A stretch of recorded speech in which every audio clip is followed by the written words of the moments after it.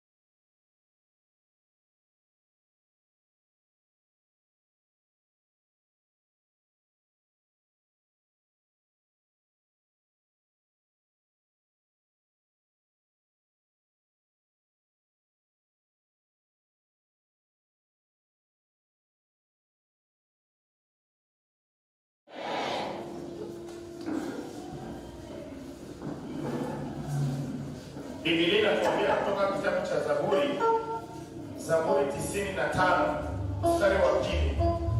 Inasema ya kwamba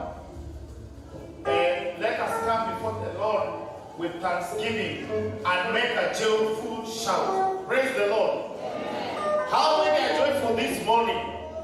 Can you give him a better shout?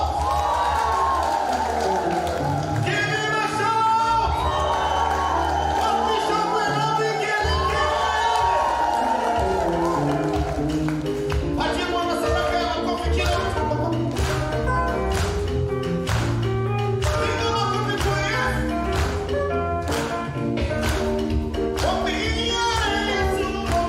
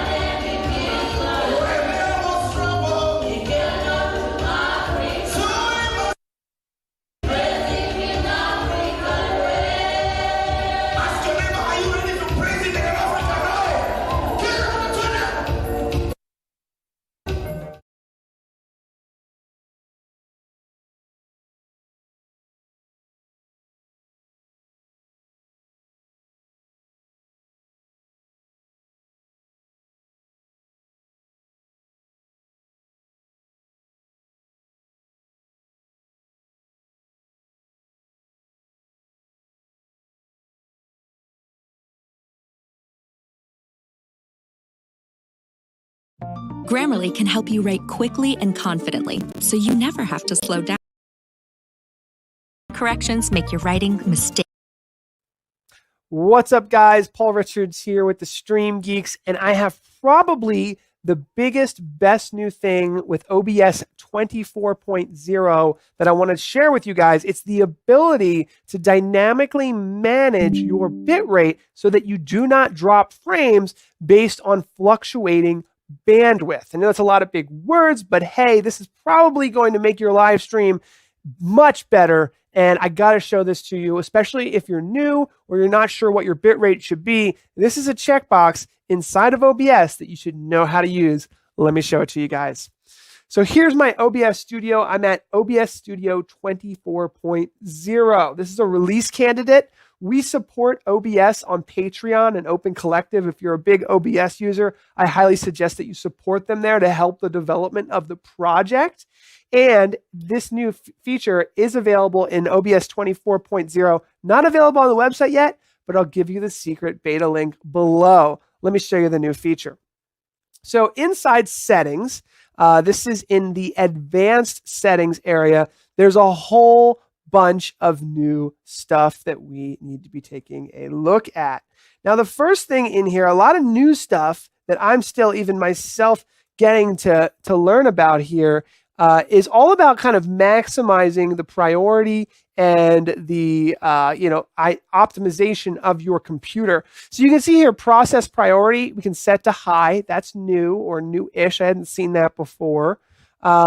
We can also send some additional information with networking, and this is really important. We have the ability to bind to an IP. Now, this is really great because if you know what your computer's IP address is, you definitely want it to bind to the Ethernet connection as opposed to maybe unbeknownst to yourself using Wi-Fi, which doesn't have as good bandwidth access. This is all about bandwidth and making sure that OBS is optimizing the bandwidth that your computer has access to. Now, here is the new options here. Dynamically change bitrate to manage congestion. You can see actually as soon as we hover over that, a little message comes up and it says, instead of dropping frames to reduce congestion, it dynamically changes the bitrate on the fly. Now notice this can increase the delay to viewers. So if there's a significant sudden congestion, the bit rate will drop and it can take a few minutes to restore. So what's happening there? And then also, I'll explain that in a second. And then we have enable new networking code, and then we have low latency mode. Now you don't want to use low latency mode with the dynamic bit rate. So let me explain to you why you would want to use one or two of these. So first of all, the first box that we checked it, dynamically change bitrate to manage congestion. This is ideal for you if you don't care too much about the latency, the time in between your stream and when it's getting to Twitch or Facebook or YouTube. Latency could be 60 seconds, depending on how long it takes to get from where you are to the Facebook Live servers, for example. Now, the good thing is that what's happening here is OBS is looking for drop frames, and it's saying, oh, no, you don't have enough bandwidth to support a 720p frame resolution by 60 frame per second stream at 5 megabits per second.